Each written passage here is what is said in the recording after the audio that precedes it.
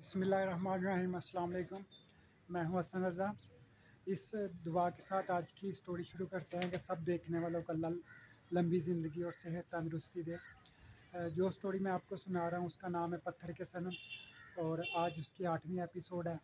अगर आपने पहली 7 एपिसोड नहीं देखी तो वो मेरे चैनल पर मौजूद हैं, ज़रूर सुनिएगा। बहुत अच्छी स्टोरी है। इसका मुख्तसर खुलासा ये है कि ये एक कामयाब बिजनेसमैन तुराब मलिक की कहानी है, जो इंतहाई कामयाब बिजनेसमैन है और बहुत अच्छी ज़िंदगी गुजारने के बावजूद अपने माजी की तल्ख यादों में खोया रहता है। और उसकी बीवी खालदा की है, जो अपने हस्बैंड के अजीब रवैये की वजह से उसको समझ नहीं पा रही और उससे नाखुश रहती है। 8वीं एपिसोड शुरू करने से पहले मेरी आप सब दोस्तों से गुजारिश है कि अगर आपने मेरा चैनल अभी तक सब्सक्राइब नहीं किया तो प्लीज़ इसको सब्सक्राइब कर लें और वीडियो को लाइक और शेयर ज़रूर कर दीजिएगा। शुक्रिया। 7वीं एपिसोड यहाँ पर ख़त्म हुई थी। इस दुनिया में बस अच्छे कपड़ों और पैसों की कदर है, इंसान की कोई कदर नहीं। ये तुम्हारे लिए आज एक सबक था। इसको ज़िंदगी में हमेशा याद रखना तुराब। इसका जवाब बस तुम्हारा अच्छा मुस्तकबिल देगा। परेशान मत होना मेरे भाई। आज की 8वीं एपिसोड शुरू करते हैं। बिस्मिल्लाहिर्रहमानिर्रहीम। हमारा अच्छा वक्त भी आएगा। देखने वाला हमारा खुदा हमारे सब्र का इम्तहान ले रहा है। हिम्मत मत हारना, क्योंकि तुम्हें देखकर ही तो अम्मी अब्बू जी रहे हैं। मैंने कहा, हुमा बाजी आप परेशान मत हों, मैं ठीक हूँ। अगले दिन बारात जानी थी। मेरा दिल चाह रहा था बस जल्दी से वक्त गुजरे और हम वापस घर को चले जाएं। मैं आलिया के सामने भी नहीं जा रहा था। वो मुझे तलाश करती हुई मेरे पास आई, मुझे आवाज़ देकर कहती है, तुराब मैं तुम्हें ढूंढ रही थी। रात को मजाक में बात हो रही थी, लेकिन खाला ने बात कहाँ से कहाँ ले गई। मुझे पता है तुम्हें बहुत बुरा लगा। मेरी गलती की वजह से सब कुछ हो गया, मुझे माफ़ कर देना। तुराब नहीं, इसमें तुम्हारी गलती नहीं है। बारात घर से रवाना हो रही थी, सब लोग निकल रहे थे। अचानक अम्मी की तबीयत ख़राब हो गई। मैं हुमा बाजी उनके साथ ही थे। उनको सांस लेने में बहुत मुश्किल हो रही थी। अम्मी ने मुझे बोला, मुझे एक तरफ बिठा दो, मैं बारात में नहीं जा पाऊँगी। शाज़िया खाला को जब ये पता चला तो वो भी परेशान हो गई। अम्मी ने उनसे कहा, "आ, आप लोग जाएं, मैं ठीक हूँ, घर में ही रहूँगी।" मेरी तरफ इशारा करके कहते हैं, "बेटा तुम अपनी बहन को लेकर जाओ बारात में, अब मैं ठीक हूँ।" मैं अम्मी की हालत देख रहा था। मैंने जाने से इनकार कर दिया। हुमा बाजी ने भी कहा कि वो भी नहीं जाएंगी। मैंने शाज़िया खाला से कहा, आप जाएं, मैं और बाजी अम्मी के पास हैं। मैं डॉक्टर के पास जा रहा अम्मी को मैं डॉक्टर के पास जा रहा अम्मी को।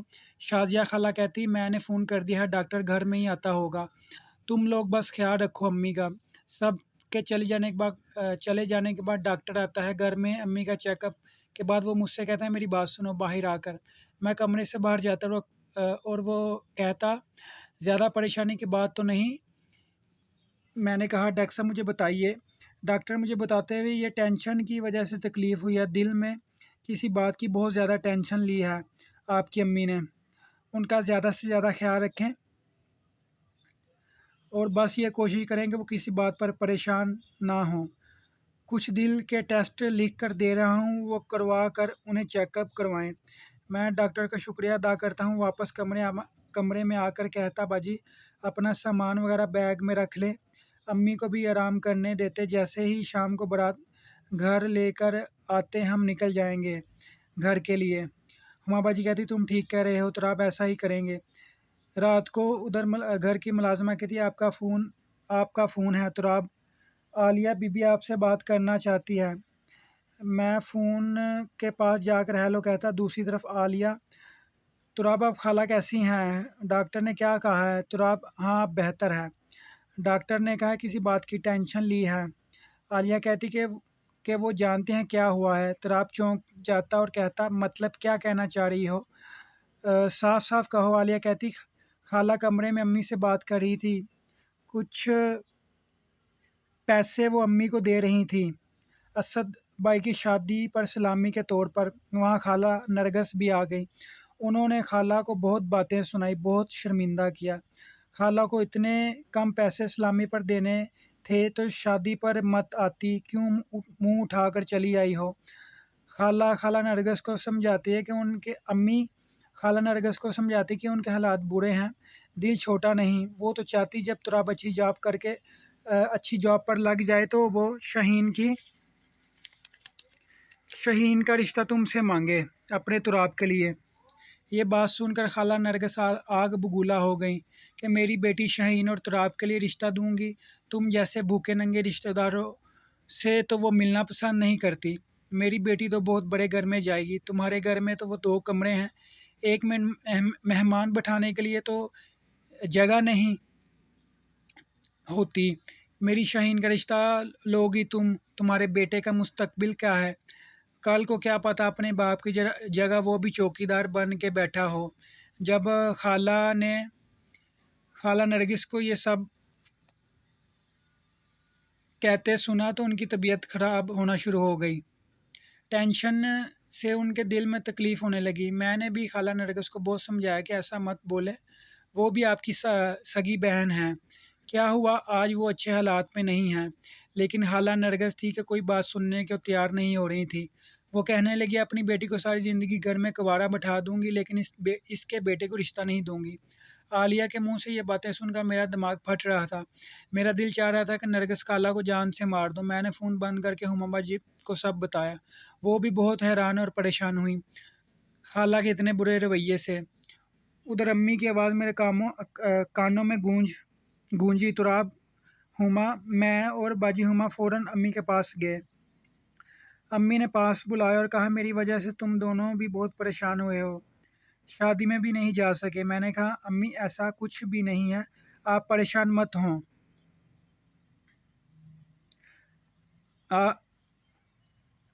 आप परेशान मत हों। अम्मी कहती मैं अब ठीक हूँ, बस हल्की सी दर्द थी, अब ठीक है। रात को कुछ खाने में मेरे मुंह से अचानक निकल गया, आपको क्या ज़रूरत थी खाला नरगिस से रिश्ते की बात करने की? अम्मी कुछ देर के लिए खामोश हो गई। मैंने हुमा बाजी की तरफ देखा। परेशानी में अम्मी की आंखों में आंसू थे। मैं अपने सवाल पर और ज़्यादा शर्मिंदा होकर अम्मी के आंसू साफ करने लगा और कहा प्लीज़ अम्मी आप परेशान मत हुआ करें। हमारे लिए एक दिन अल्लाह ने चाहा तो बहुत ज़िंदगी में कामयाब होंगे हम। शहीन से भी अच्छी लड़की मुझे मिलेगी। हुमा बाजी का रिश्ता बहुत अच्छी जगह करेंगे। अम्मी ने मेरा हाथ थामा, मेरी तरफ देखकर कहने लगी मेरी और तुम्हारे पापा की ज़िंदगी तो गुजर गई जैसे तैसे, पता नहीं और ज़िंदगी है भी कि नहीं। मुझे बस तुम लोगों के मुस्तकबिल की फ़िक्र लगी रहती है। बस तुम दोनों का कुछ अच्छा बन जाए, ज़िंदगी अच्छी गुजार सको। मुझसे एक वादा करो, आज तुम ज़िंदगी में एक मुकाम हासिल करोगे, बहुत अच्छा। मुझसे एक वादा करो, आज तुम ज़िंदगी में एक मुकाम हासिल करोगे, एक बहुत अच्छा मुस्तकबिल बनाओगे अपना। और मेरी सबसे बड़ी ख्वाहिश है कि मैं तुम्हारी दुल्हन लेकर आऊँ, तुम्हारी शादी करूँ। मैंने कहा जी अम्मी आप बस परेशान ना हुआ करें, सब अच्छा ही होगा। मैंने हुमा बाजी से बात की, हमें यहाँ से घर अपने चले जाना चाहिए, इससे पहले कि बारात वापस घर आए। खाला नरगिस फिर कोई ऐसी बात ना कर दें जिसकी वजह से अम्मी फिर परेशान हो जाएं। हुमा बाजी ने कहा तुम ठीक ठीक कह रहे हो, हमें चलना चाहिए यहाँ से।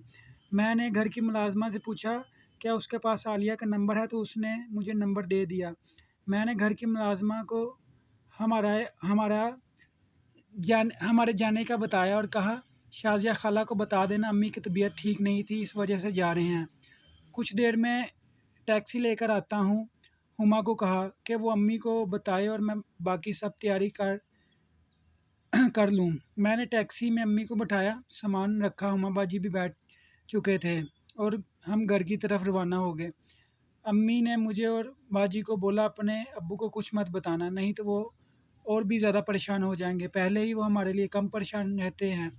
मैंने कहा अम्मी आप ठीक कह रहे हैं। घर के सामने टैक्सी रुकी, हमें नीचे उतरता देखकर अब्बू दरवाजे पे ही खड़े हैरानगी से हमारी तरफ देख रहे थे। पास पहुंचकर मैंने सलाम किया। अंदर जाने के बाद अब्बू ने पूछा आज तो बारात थी और आप लोग घर आ गए हैं। हुमा बाजी ने कहा अम्मी की तबीयत ठीक नहीं थी, दिल में दर्द शुरू हो गया था, इस वजह से वापस आ गए।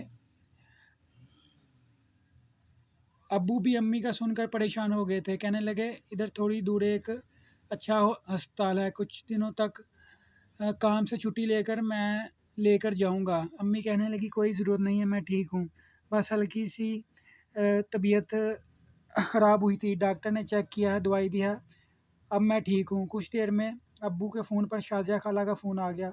वो भी काफ़ी परेशान थी। अम्मी की खैरियत पूछी उन्होंने और मुझसे बात करते हुए बोली, हमारे घर में कुछ दिन रहने देते अम्मी को, शादी से फ़ारग होने के बाद किसी किसी अच्छे डॉक्टर से चेकअप करवाते बाजी का। मैंने कहा, खाला आपका बहुत शुक्रिया, पर अम्मी ठीक हैं, घर में बस आराम करने के लिए उनको लेकर आए।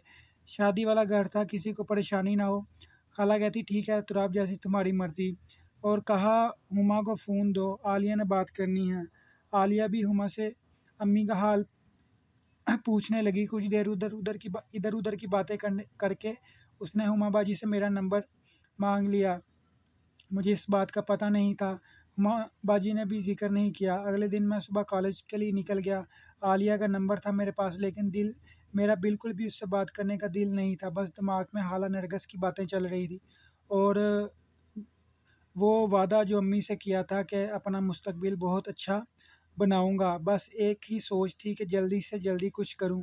मेरा कॉलेज जाने का दिल नहीं कर रहा था। मैं बस इधर उधर घूमता एक चाय की दुकान पर जाकर बैठ गया। मेरे सर में दर्द हो रहा था, सोच सोच कर, लेकिन कुछ समझ नहीं आ रहा था। मेरे सामने टेबल पर 3 लड़के बैठे थे। एक लड़का बहुत परेशान था, मरने मराने का बोल रहा था, शायद कोई लड़की का मसला था। बाकी 2 लड़के उसके दोस्त मालूम हो रहे थे।